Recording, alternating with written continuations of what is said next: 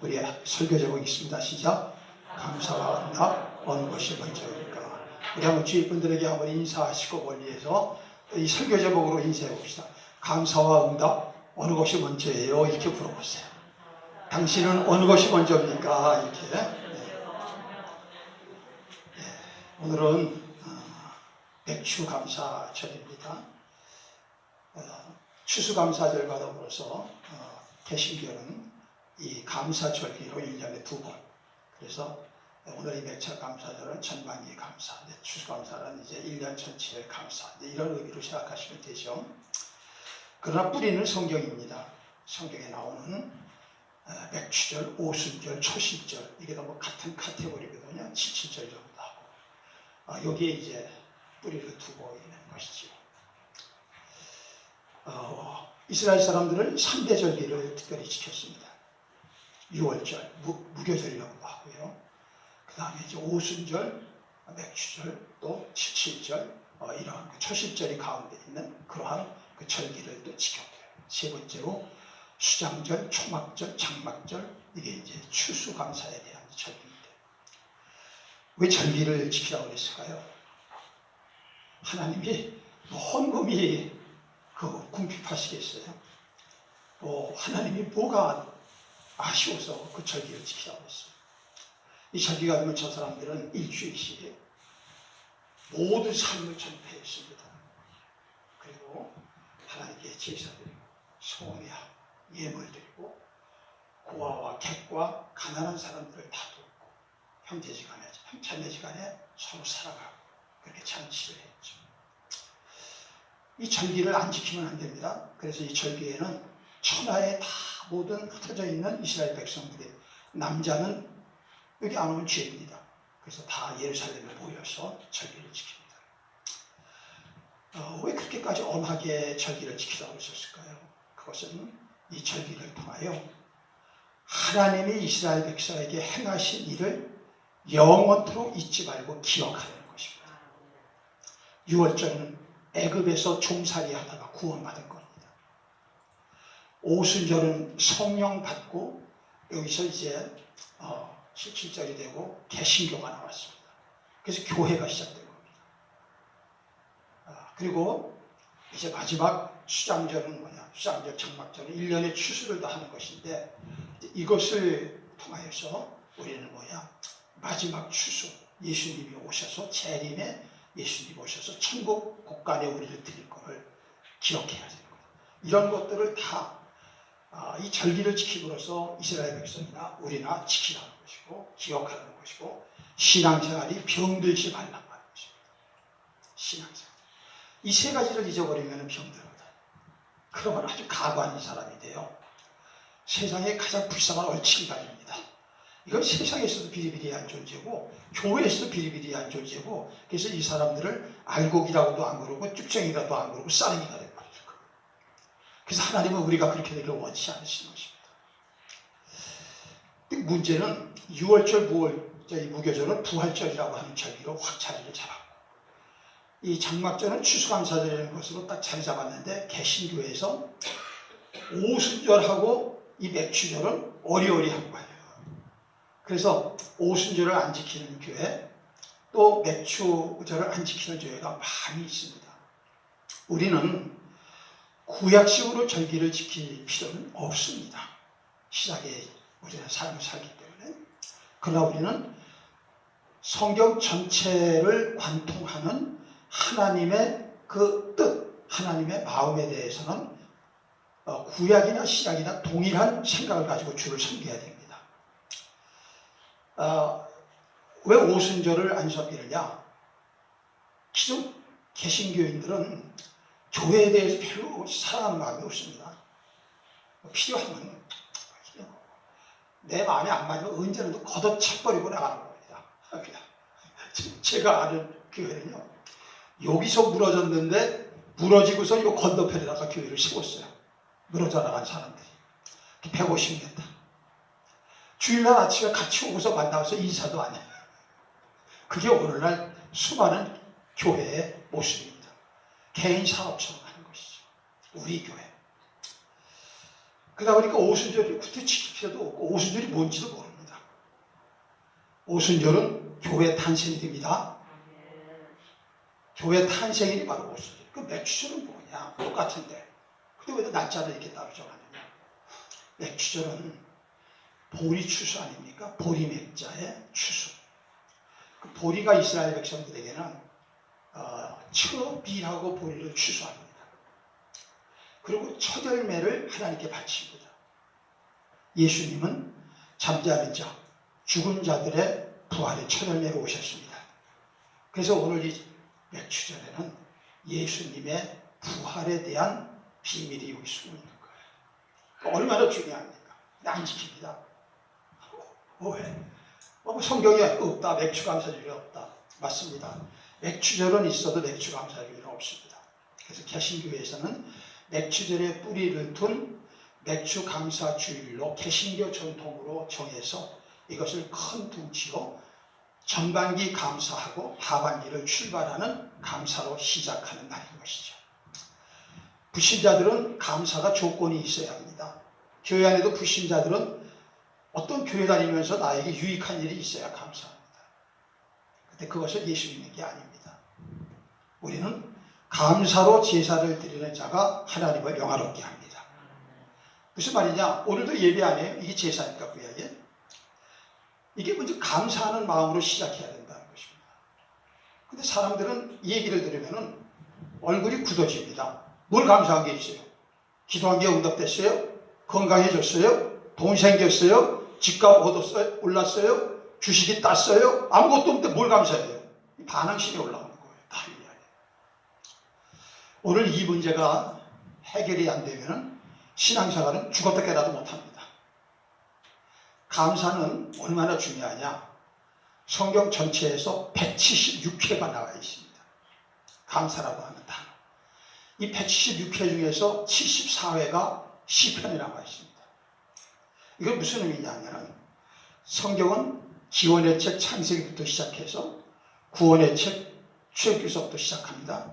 광야의 책 민수기, 율법서, 제사의식, 레위기, 그 다음에 신명기, 그 다음에 여호수아서, 땅정복기, 가나안 정복기, 그 다음에 사사기, 사회상하, 역대기, 열왕기상하, 역대상하 쭉 이렇게 나가죠.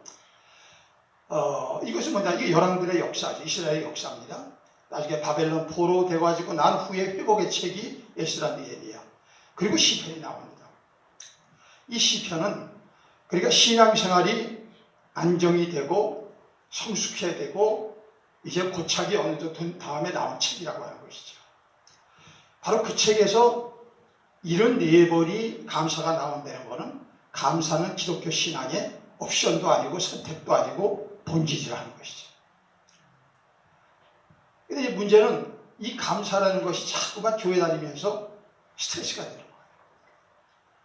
그리고 어떻게 이 감사라는 것이 내 안에 좀 부담이 되는 거예요. 아마도 오늘 맥주감사절 헌금에 대해서 부담 느끼실 분이 없지 않아 있으시라고 믿습니다. 또 헌금은 노상 드리지만 야 이거 얼마 드려야 돼? 오늘도 맥주감사절인데 이런 부담이 있을 수 있습니다.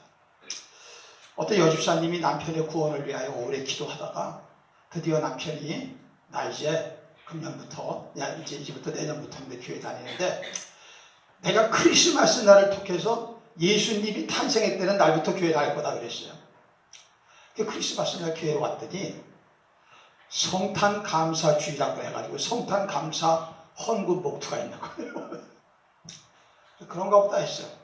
감사했어요. 두 번째 나왔더니 송구영신 감사라고 해가지고 또 헌금 봉투가 마지막 주에 있는 거예요.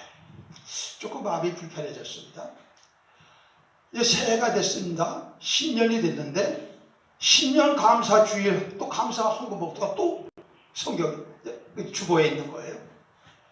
그때서부터는 조금 불만이 이 교회가 왜 돈 얘기를 자꾸만 하나?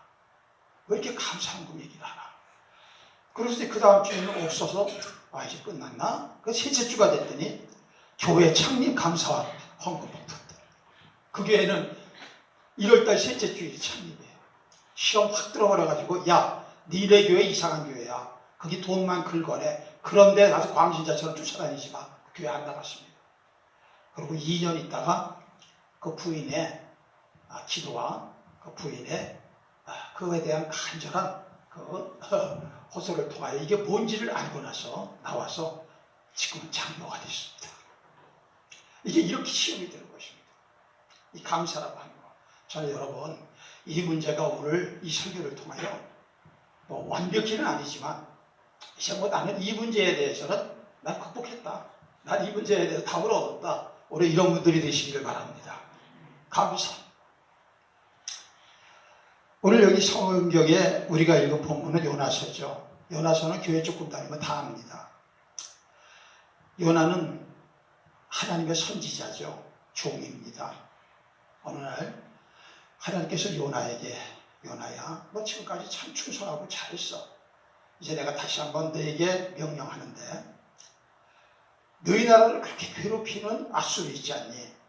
걔네들도 내가 만들었어. 그러니까 거기 좀 가서 네가 좀 복음을 전해서 그들 다 구원받게 했으면 좋겠다. 그래서 아수르의 수도 니느웨로 가라고 합니다. 근데 그 말을 듣는 순간 선지자가 시험이 들었습니다. 아니 거기는 우리하고 동족도 아니고 우리하고 사이좋은 나라도 아니고 우리를 이잡아 먹을 듯이 잡고서 침략하고 빼앗고 죽이고 그러는 적국입니다. 아니 할 일 없이 그들 갑니까? 그 사람들 사면 우리 망하는데요.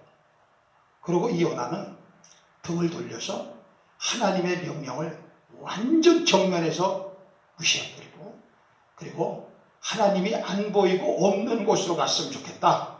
이렇게 돼가지고 다시스로 가는 배를 타기 위하여 이웃바로 갑니다. 마침 배 하나가 기다리고 있는데 다시스로 가는데 다시스는 스페인을 얘기하는 것입니다. 지금 이스라엘 백성들이 있는 이 이스라엘과는 완전 떨어져. 그 당시 세계의 끝이라고 그랬으니까. 그래서 그 배를 타고 신에게 가는 겁니다. 에이 시원하다. 나 이제 안 가도 되고. 근데 문제는 가다가 풍랑이 들었습니다. 뱃사람들은 미신을 굉장히 섬기거든요. 뱃사람만큼 제사를 많이 드리는 데가 없어요. 왜? 추락할 때마다 이게 어떻게 될지 모르거든요. 왜 이렇게 풍랑이 나가지고 배가 무너지려고 그러고 파손하려고 그럴까? 그러다가 이유를 알게 됐습니다. 제비를 뽑았더니 요나가 뽑혔는데 요나가 원흉이야. 야, 넌 도대체 정체가 뭔데 너 때문에 우리가 이렇게 되냐? 난 사실 하나님을 경외하는 창조주 하나님을 경외하는 사람인데 하나님을 피해서 도망가다가 이 꼴이 됐습니다. 그러니 나를 갖다가 집어서 바다에다 던지면 평평해질 거니까 당신들은 구원받고 나는 하나님이 나 때문에 이렇게 한 거니까 나는 벌을 받겠습니다. 이렇게 하고 바닷속으로 내동댕이를 칩니다. 여러분 이 요나를 여러분들이 에휴 나보다도 못한 거 선지자 이렇게 생각하지 마세요. 요나 그런 사람이 아니에요. 요나 어떤 사람이냐? 하나님의 종으로서 하나님의 명령을 받으면 목숨 걸고 하는 사람이에요. 단 요나는 기준이 있어. 내 마음에 들어오는 하나님의 명령은 목숨 걸어.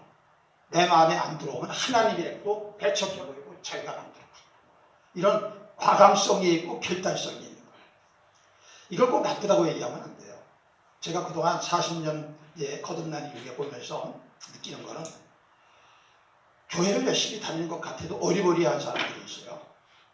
뭐냐? 하나님의 말씀에 대해서 깨달아지고 믿어지면 즉각적으로 목숨 걸고 순종하는 사람이 있는 거 아니면 그렇지 않고 이거는 순종하는 것도 아니고 안 하는 것도 아니고 이렇게 평생을 다니는 사람이 있어요. 이런 사람은 결국 아무것도 안 되더라고요.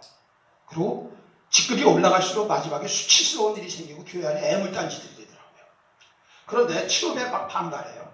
말씀도 안 지키고 교회 다니면서도 집사 됐는데 막 술 먹고 막 그냥 막 담배 피고 막 그냥 이 짓들 해요. 그런데 어느 날 진짜로 거듭나는 겁니다. 진짜로 변화되는 거예요. 그러면은 그때 가서 이제까지 것들 다 끊어버리고 정말 목숨 걸고 예수 믿는 분들이 있어요. 이런 분들이 교회를 세우더라고요. 그러니까 여러분들이 요나를 비웃으면 안 돼요. 적어도 여러분과 저보다는 나은 사람들이라고. 이 사람이. 근데 이 사람은 문제가 뭐냐? 하나님의 종인데도 불구하고 내 마음에 들어와야지만 순종한다는 거예요. 자, 여러분께 질문합니다. 우리가 하나님을 믿는 데는 것은 순종을 내가 결정하는 겁니까? 하나님이 명하시면 해야 되는 겁니까? 그 자식이 없으세요? 세게 얘기하시면 안 되나요? 자, 다시 질문합니다.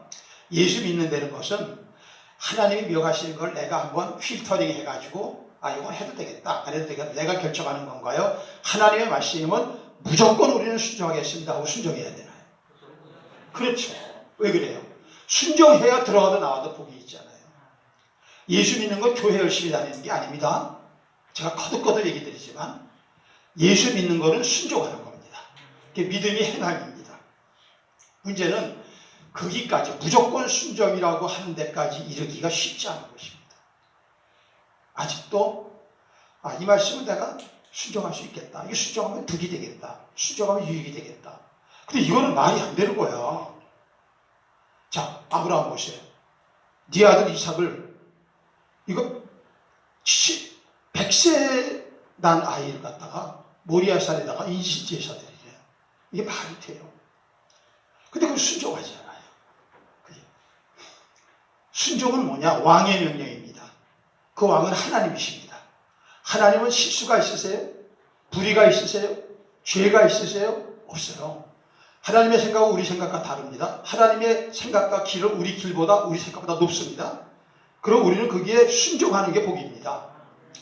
제가 어저께 이제 다 일을 마치고 그리고 이제 서울에서 일을 마치고 2년 동안의 사역을 마치고 내려오면서 중간에 내려오면서 차에서 운전하면서 계속 감사가 이 안에서 나오는 거예요. 내 안에 계속 감사가. 왜 그러냐? 2년 전에 말입니다. 제가 올라갈 때 그냥 올라간 게 아닙니다. 사무처리에 붙였습니다.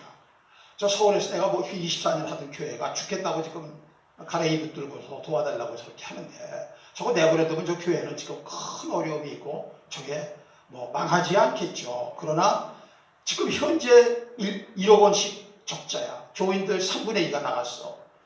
재적이 3분의 2가 나갔어요. 1150명이면 재적이 300몇십 명밖에 안 남았어요. 그리고 교회가 지금 막 소용돌이 치고 교육관이 없어지고 난리 버거지가 났습니다. 그리고 어떻게 제가 언론대 그걸 모른 척 합니까? 그러니까 제가 여기 담임이죠. 그래서 기도 많이 하다가 하나님 여기를 내칠 수도 없고 저기 간다고 여기 사임할 수도 없고 어떻게 하면 좋습니까? 하나님께 제가 여쭸더니 복잡하게 생각하지 마라. 내가 결정할 거니까 네가 여기 담임이면 네 마음대로 한 것이야. 이 교회 사무처리가 이 사무처리가 없던 교회를 만들어놨거든요. 제가 와가지고 왜 교회는 사무처리에 귀하게 없으면 교회가 아니에요. 그 사설 집단이지. 그래서 여기다 붙여라 그랬어요. 그래서 제가 붙이고서 설명해주고서 올라가서 목양실에 있었더니 한 40분 됐을까 올라오시더라고요. 그랬더니 한 표 차이로 됐대요. 11대 12로 됐어요. 그래서 올라갈 겁니다. 제가 이거 하나님 뜻이구나.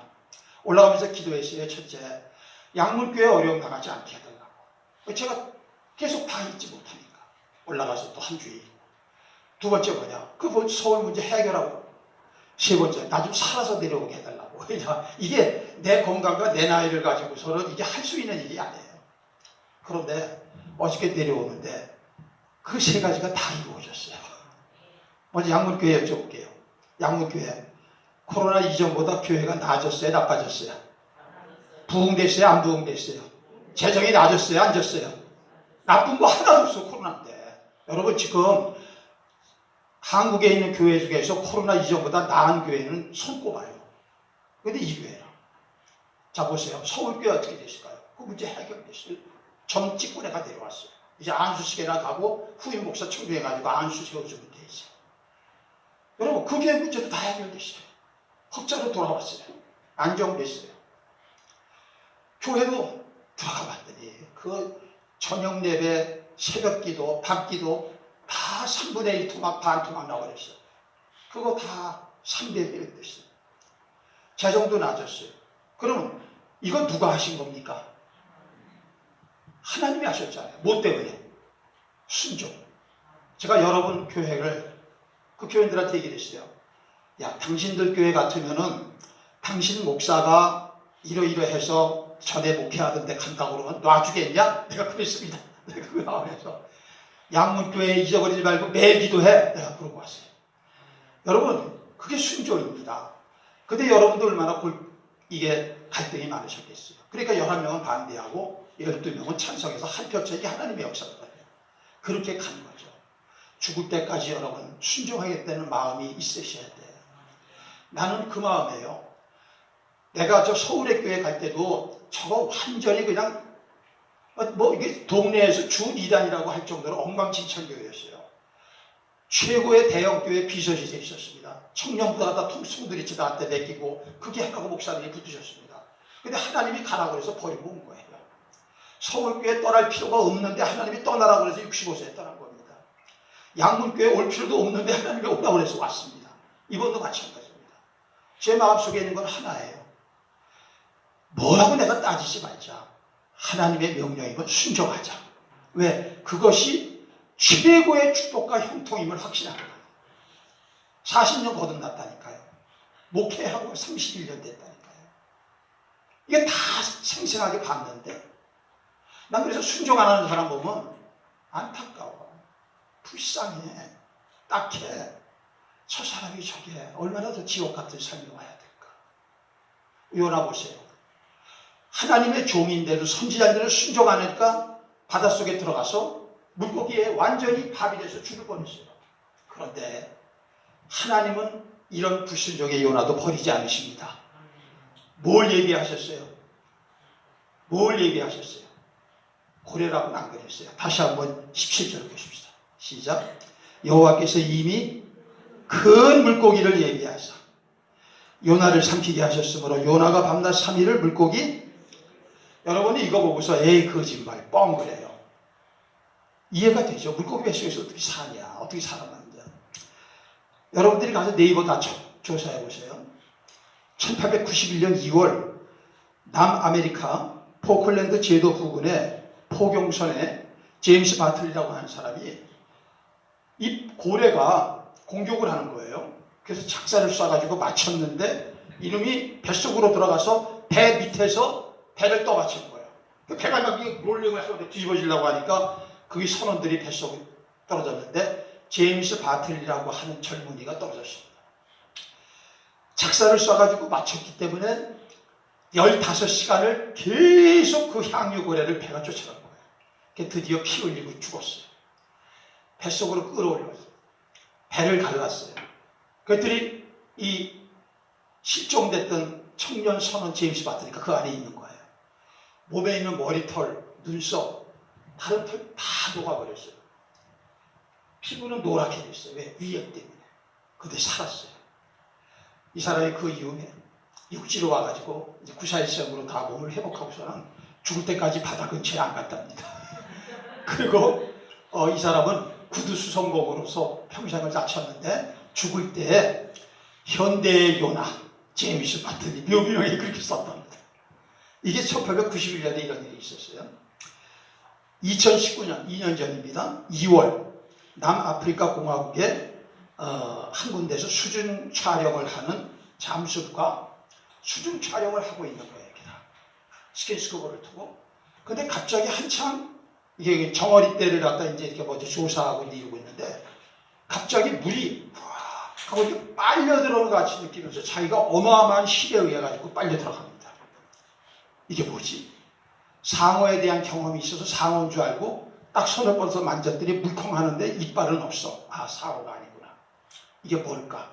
그래서 거기서 이제 오랫동안 이것을 했던 사람이라 이제 여기서 심호흡을 하고 숨을 참고 기다립니다. 그러고 있는데 42초가 되었을 때 울컥하고서는 그 거대한 물체가 토해내가지고 나옵니다. 알고 봤더니 이게 브라이드 고래라고 하는 고래인데 길이가 14m야. 14m는 여기서 저기죠. 그 속에 있다가 나온 거예요. 금년 6월 미국 매사추세츠주의 케이프 코드라고 하는 곳에서 마이클 패거드라고 하는 사람이 역시 이 사람도 수중 잠수부입니다. 이 사람도 혹등고래에 의해 가지고 먹혔다가 이 사람이 또 몇 분 있다가 나옵니다. 여러분 성경은 거짓말 아닙니다. 믿으시기 바랍니다. 자, 문제는 이 고난, 이 고통, 이것이 3일을 계속됐다는 거예요. 얼마나 무섭겠습니까? 사방은 캄캄해, 물컹물컹해. 그 환경은 위액이 막 나오니까 엄청나게 아리고 쓰리고 무섭죠. 거기에 3일을 갇혀 있었다는 것입니다. 거기서 무슨 생각을 했을까요? 저는 처음에는 아무 생각도 못 했으려고 봐요. 그냥 공포밖에 없다고. 그러나 이제 그런 생활도 어느 정도 지나니까 이제 조금씩 생각을 하게 되죠. 그러면서 오늘 2장 1절은 이렇게 시작합니다. 요나가 물고기 뱃속에서 그의 하나님 여호와께 뭐하여 이르되? 맞습니다. 고난은 우리로 하여금 기도하게 만듭니다. 여러분, 고난 중에 기도하고 계시나요? 건강의 악화 중에 기도하고 계시나요? 경제의 악화 중에 기도하고 계시나요? 두려움과 공포 중에 기도하고 계시나요? 자식이 속썩이는 가운데 기도하고 계시나요? 나라와 민족이 이꼴인 것에 기도하고 계시나요? 교회가 수십 년 동안 세워지지 못하는 것에 기도하고 계시나요? 우리는 고난 중에 기도해야 될 줄로 믿습니다. 너희 중에 고난당하는 자가 있느냐? 저는 기도할 것이요. 기도하면 하나님이 일하십니다. 기도 안 하면 사탄이 계속 일하고 잡아먹습니다. 우리 교회 하나님이 일하십니까? 사탄이 일합니까? 하나님이 일하십니다. 그러나 기도심은 사탄이 또 일합니다. 그러면 그냥 하루 부서지는 건 하루아침입니다. 세워지는 건 얼마나 힘들지 몰라요. 부서지는 건 잠깐입니다. 혹시나 우리가 잘해서, 우리가 똑똑해서, 우리가 기도해서, 우리가 헌신해서 이런 착각들 하지 마시기 바랍니다. 하나님이 하셔서 교회가 되는 겁니다. 교회는 철저히 주님의 교회입니다. 내가 이 반석 위에 내 교회를 세우리니 음부의 권세가 해치 못하리라. 주님이 세우시게 해야 됩니다. 주님이 세우시게 하려면 기도하셔야 됩니다. 여러분의 가정을 주님이 세우시게 하려면 여러분들이 기도하셔야 돼요. 안 믿는 자식들이 돈 벌어서 세우는 게 아닙니다. 그놈들이 돈 벌어서 부모를 깍듯이 섬길 마음 없다고 보셔야 됩니다. 착각들 하지 마십시오. 그거는 웬만큼 천에 아주 깊이 들지 않고서는 그런 자식 없습니다. 그냥 이렇게 최소한도의 할도리나 하는 것이지, 그것마저 해도 그건 굉장한 자식입니다. 그런 자식. 문제는 뭐냐? 이 요나는 선지자까지 됐으면서도 이게 부족한 사람이다. 이게 부족한 거예요. 그래서 결국 고난이 들어왔고, 고난 속에서 생각을 하다 보니까 기도 안 하면 안 되겠다는 생각을 하게 됐고, 기도를 하는데 진짜 기도를 하게 된 겁니다. 선지자지만 진짜 기도를 못했습니다. 우리도 그런 거 있잖아요. 집사지만 진짜 기도할 줄 몰라. 권사, 장로, 안수 입사지만 기도하지 몰라.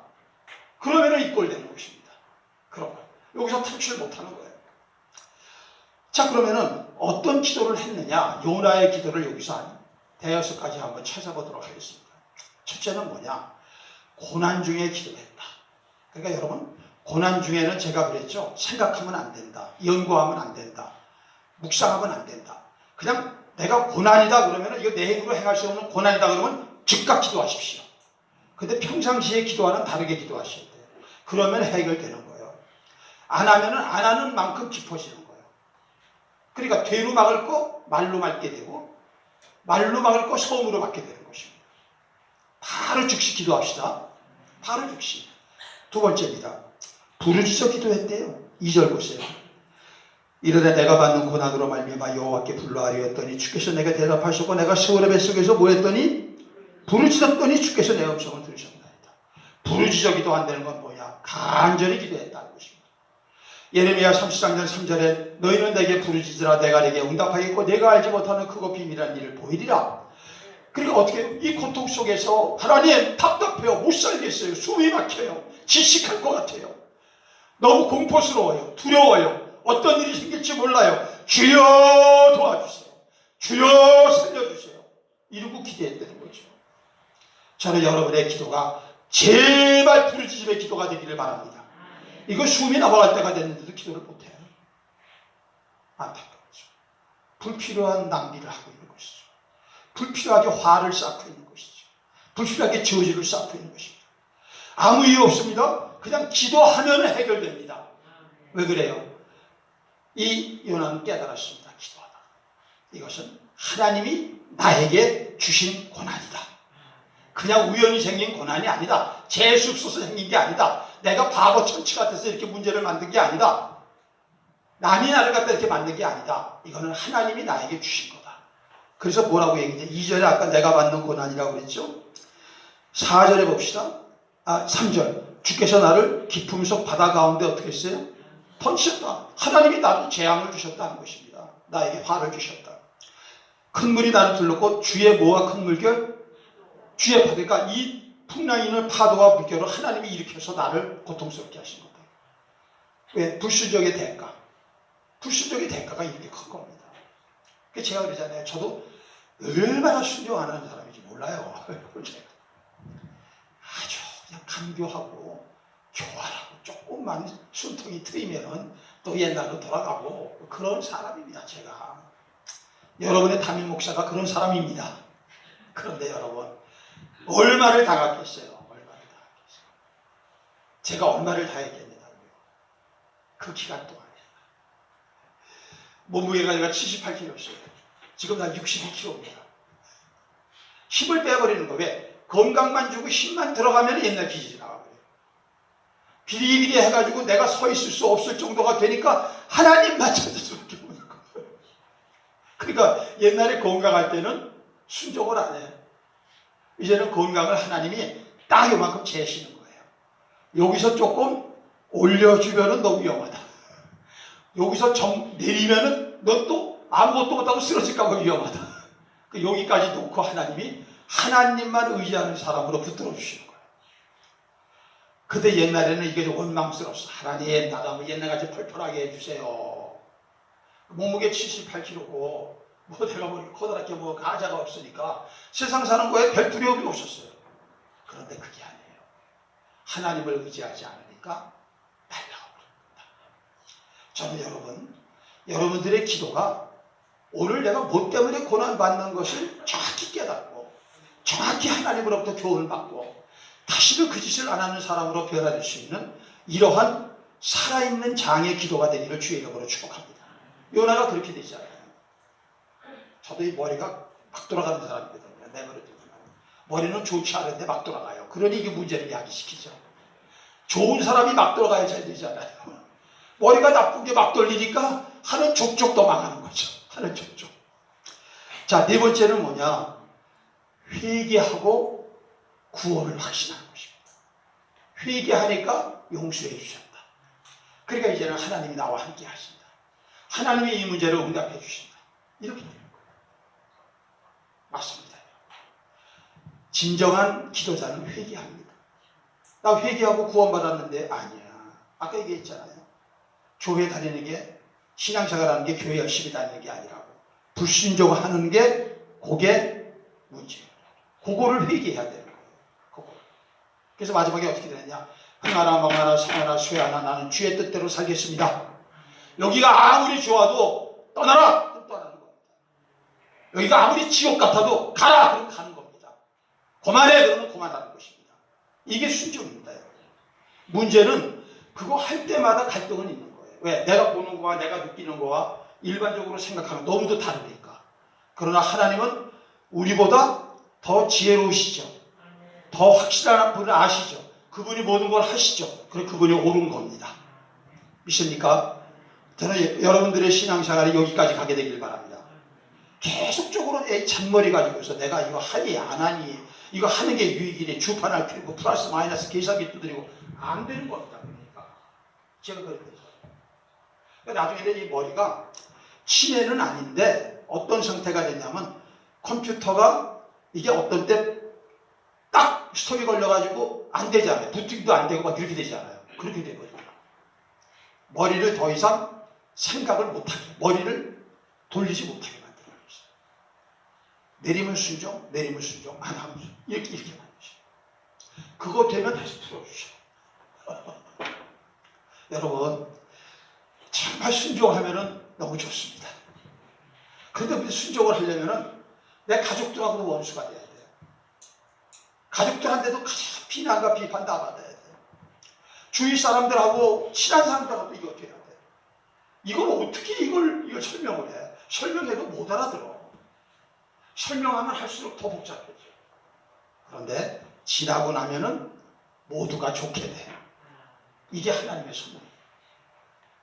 그래서 사람한테 알랑알랑거리고 사람한테 칭찬받고 사람한테 인정받고 사람한테 존경받고 이러려는 사람은 순종을 못하게 돼 있어요. 그래서 나는 다 다를 버려도 하나님 앞에서 살겠습니다. 하나님이 나 인정하시는 거 하나면 충분합니다. 이 마음을 가진 사람이 다른 사람도 다 살리는 거예요. 다른 사람도 다 복되게 하는 것입니다. 요나는 이제 그걸 깨달았다는 것입니다. 회개하고 구원의 확신을 가졌더니 뭐가 나오느냐. 9절 한번 보겠습니다. 시작. 8절부터 봅니다. 거짓되고 헛된 것을 숭상하는 모든 자는 자기에게 베푸시는 은혜를, 그러니까 배신 때리는 거죠. 하나님께 배신하는 것입니다. 교회도 배신하고 그렇잖아요. 여러분 보시죠. 아시잖아요. 교회를 통해서 그렇게 은혜 받아도 배신해버리잖아요. 하루아침에. 교회를 배신하는 거 예수님 배신하는 거 똑같은 거니까. 교회는 그리스도의 몸이니까. 9절. 나는 감사하는 목소리로 주께 제사를 드리며. 이 감사가 나오는 겁니다. 그럼 지금 여러분 요나가 물고기 뱃속에서 나왔어요? 안 나왔어요? 지금 나왔어요? 안 나왔어요? 안 나왔는데 감사하는 거예요. 문제가 해결 안 됐는데 나오는 거예요. 병이 그대로인데 나오는 거예요. 자식놈이 그대로 속세이는데 감사가 나오는 거예요. 집안이 온통 아이가 지금 뒤집어질 것 같고 경제도 어려운데 나오는 거예요. 이게 왜 그럴까요? 이게 왜 이렇게 될까요? 감사는 이런 것이죠. 감사는 하나님의 자녀에게 있어서 감사는 조건부 감사가 아니다. 세상의 모든 감사는 조건부 감사예요. 왜? 감사라는 뜻이 뭡니까? 감사라는 것은 어떤 관계 속에서 일어나는 감정이거든요. 감사는 먼저 감정이에요. 내 안에 참 그 사람 감사하다. 이런 상황을 주신 거 참 너무 감사하다. 이 감사. 그래서 감사라는 감자가 뭐예요? 느낄 감자 아니에요. 마음에서 이게 나오는 거 아닙니까? 이 감사. 이것이 변하는 것입니다. 그러니까 하나님하고 관계가 변했다는 증거가 감사입니다. 그 이제는 뭐예요? 불신자하고 똑같아요. 하나님, 집값 올랐어요. 할렐루야! 이번에 한 10만 원 해야 되겠네? 아유, 이번엔 절기예요. 그러니까 내가 10,000원 한 장 더 얹어드릴 테니까 받으세요. 자식놈이 이번에 서울대학 들어갔어요. 아이고, 좋네요. 10만 원. 우리는 다 이렇게 조건부 감사라 이거예요. 이거는 불교 신자도 그렇게 하는 거고, 무당 신자도 그렇게 하는 거고, 이슬람 신자도 다 그렇게 하는 거예요. 우리는 그런 조건부 감사로 끝나면 안 돼요. 왜? 그러면 결국 우상 숭배자로 전락할 거니까. 현세 중심. 자, 그런데 이게 뭘 깨달았느냐? 주님이 내가 마땅히 물고기 밥이 돼야 되는데 큰 물고기를 준비해서 나를 살리셨어요. 일단 완전히 살리시지 않아서 이 안에서 회개하게 만드셨어. 그리고 하나님을 더 깊이 알게 해주셨어. 주님의 말씀에 순종하는 것이 얼마나 중요한 걸 깨닫게 하여 주셨어. 선지자로서의 소명을 깨닫게 해주셨어. 생각하니까 감사할 것이 줄줄이 나오는 거예요. 줄줄이. 어디서 나오는 거예요? 어디서? 외부의 조건에서 나오는 거예요? 여기서 나오는 거예요?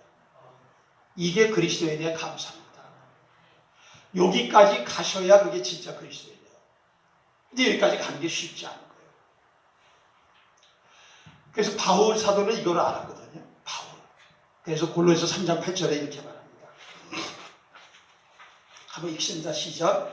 그리스도의 평강이 너희 마음을 주장하게 하라. 너희는 평강을 위하여 한 몸으로 부르심을 받았네. 너희는 또한 감사하려는 거예요. 감사하는 자가 되려는 거예요. 사람이 바뀌는 거죠. 아니, 네가 집사는 뭐하고 안수집사 장로 목사는 뭐하냐. 넌 아직도 수십 년을 예수 믿어도 하나님이 잘해주시면 헤헤헤 해가지고 감사한 것 조금 더 드리고, 하나님이 어떤 일에 대해서 물고기 뱃속에 있게 하시면은 내가 이렇게 충성했는데 내가 교회를 위해서 이렇게 했는데 이러고, 너 언제까지 그럴래? 사람이 바뀌어야 돼. 천국은 바뀐 사람이 들어오는 곳이야. 감사하는 자가 들어가는 곳이야. 믿습니까? 천국은 감사하는 자가 들어가는 거예요. 그러니까 이 감사가 이게 이렇게 나오는 거예요. 이 속에서 이유를 다 알지 못해요. 보통 감사는 이유가 있어야 하잖아요. 근데 이 그리스도인의 감사는 이유가 없이 그냥 이 안에서 물이 스며 나오듯이 감사가 나와요. 그러면서 감사의 이유가 하나하나 이 감사가 나오면서 생각되는 거예요. 나를 구원해 주신 거, 함께 하신 거, 오래 참으신 거, 인자하신 거, 긍휼을 베푸신 거, 나에게 진실하게 대해 주신 거, 내 앞에도 영원히 떠나지 아니하신 거, 이게 계속 떠오르는 것입니다. 그래서 감사는 그리스도인의 신앙의 본질입니다. 여러분이 감사 잘하고 계시나요? 이 감사 안 하는 사람은 보나마나 형통이 안 돼요. 여기서 찔끗 저기서 삐끗 여기서 막히고 저기서 막히고 안정이 안 되고 평강이 안 되고 그래서 요동하고 널뛰는 거예요. 잘 돼도 불안해. 또 뺏길까 조건이니까. 그런데 이 감사하는 자가 되면 조건이 바뀌어도 불안하지 않아. 왜? 합력해서 뭐를 이루어요? 좋게 되는 거예요. 나의 유익을 위해. 이래야 평강을 주장하는 거예요. 평강이 너희 마음을 어떻게 해? 평강이 다스려라. 성령이 다스리는 거죠. 주님이 다스리는 거죠. 바로 요나가 이렇게 됐다는 것입니다. 저를 사랑하는 성도 여러분, 우리가 이 코로나가 여러분 누구 때문에 이 코로나를 이렇게 주님이 허락하시다고 생각해요? 우한 때문에? 우한. 저 떼놈들 때문에? 중국 때문에? 그게 아니죠. 세상의 불신자 때문이 아니라 교회 때문에 하나님이 이렇게 하신 거죠. 왜? 하나님의 모든 역사는 교회를 중심으로 돌리고 계시니까. 교회가 너무 교회 같지 않은 거예요. 목회자가 너무 목회자 같지 않아요. 성도가 너무 성도 같지 않은 거예요. 얘네들을 이렇게 도와주면서 주님이 곧 오시는데 맞이할 준비된 것이 별로 없어. 근데 믿음이 앞으로 쓰나미처럼 빠져나가잖아요. 그래서 마지막에 하나님께서 진짜 주님 오시기 직전에 쓰임받을 성도들을 준비하는 겁니다. 쓰임받을 교회를 준비하는 겁니다. 그래서 지금 보세요. 아무리 백신 맞아도 안 없어져요. 언제 없어지냐? 분명히 없어집니다. 언제 없어지냐? 교회가 준비됐을 때, 성도가 준비됐을 때, 양문교회가 준비됐을 때. 여러분 양문교회가 뭐로 홍성에 세워요? 왜 홍성에 세우겠어요? 뭐 때문에? 여러분이 홍성사니까? 상관없어요. 외지에서 와서도 여기서 교회 세우는 교회들 지금 여러 층이에요. 외지에서 왔는데. 담임 목사도 외지. 지금 외지인들 많이 들어오잖아요. 외지인들 중심으로 교회. 그러니까 교회를 그 지역에 세우는 건 그 지역의 등대가 되라. 파수꾼이 되라. 빛이 되라.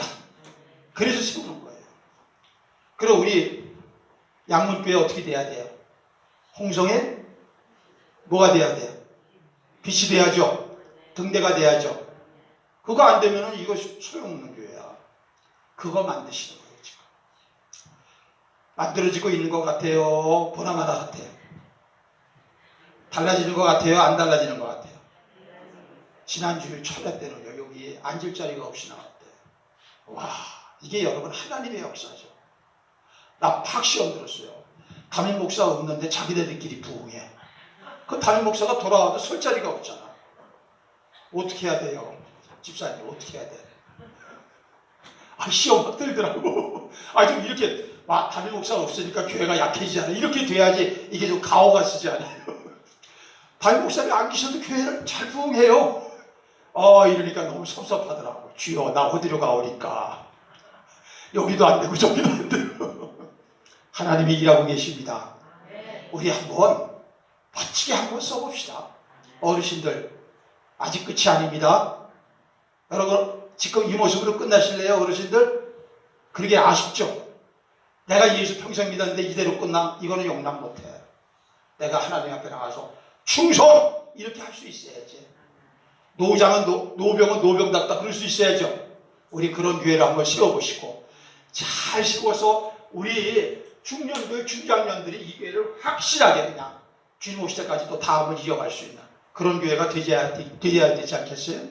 이게 요나가 그것 때문에 이렇게 연단을 당하는 거예요. 지금. 자, 이 때를 보십시오. 10절 한번 보십시오. 시작. 여호와께서 그 물고기에게 말씀하시매 요나를 육지에 감사가 먼저예요? 응답이 먼저예요? 감사가 먼저예요? 응답이 먼저예요? 기도해도 아직은 응답이 안 돼. 물고기 뱃속이야. 근데 감사가 나왔어.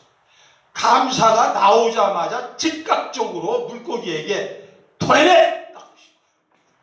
그들이 토해내는 거예요. 물고기가 누구의 통제하에 있어요? 누구의 다스림 안에 있어요? 여러분의 건강 누구의 통제하에 있어요? 여러분의 경제 누구의 통제하에 있어요? 여러분의 자녀 누구의 통제하에 있어요? 이 모두가 하나님께 있는 거예요. 기도하면 하나님이 움직이시고 나를 변화시키셔서 그때 하나님이 명령하시면 모든 문제가 해결이 되는 것입니다. 우리의 문제에 형통함이 따르는 것입니다. 이런 삶을 살자는 것이죠. 그래서 여러분, 우리는 기도하다가 낙심하면 안 됩니다. 낙심은 뭐냐? 사탄이 시키는 거. 야, 해도 안 돼. 그런 게 된 게 어디 있어? 그렇게 된 사람이 누가 있어? 여러분, 속지 마세요. 야, 네가 하나님이야? 그렇게 하고 물리치셔야 돼요. 전도서 3장 1절에 보면 최고의 지혜자 솔로몬은 이렇게 말했습니다. 시작. 날 때가 있고 심을 때가 있고 죽일 때가 있고 세울 때가 있으며 헐 때가 있고 물 때가 있고 웃을 때가 있고 슬퍼할 때가 있고 돌을 던져버릴 때가 있고 안을 때가 있고 찾을 때가 있고 지킬 때가 있고 찢을 때가 있고 잠잠할 때가 있고 사랑할 때가 있고 전쟁할 때가 있고 모든 이 때는 누가 주관하시는 거야? 그때 여호와께서 바로 말씀하시죠. 오늘도 여러분의 기도하는 문제를 그 때와 기한을 주님께서 붙들고 계신 거예요. 그런데 주님은 우리같이 변덕쟁이가 아니야. 우리처럼 조석지간으로 변하지 않으셔. 한번 아들을 위해서 우리를 구원해 자녀 삼으시면 끝까지 의를 지키시는 거예요. 우리가 배신을 해. 의리를 안 지키고. 그래서 하나님하고도 의리 안 지키고 인간들끼리도 의리 안 지키고 교회 성도들끼리도 의리 안 지키고 요것들 요거 어떻게 당하려고. 그래서 하나님이 고난을 주시는 것입니다. 선지자인데 의리 안 지키잖아. 다 버리고 도망가지 않아. 탁 잡아서 물고기 뱃속에다 팍 집어넣고서는 여기서 3일 동안 달달달달달 여기서 왔다가 콩 먹듯이 구우는 거죠. 그래서요, 데오도로라고 하는 목사님은 이렇게 말합니다. 요나에게 있어서 신학대학은 물고기 뱃속이었습니다. 그래서 토해냈다는 거 신학대학 졸업한 거야. 여러분도 지금 어느 물고기 뱃속에 있습니까? 졸업하셔서 빨리 주의 종이 되시기 바랍니다.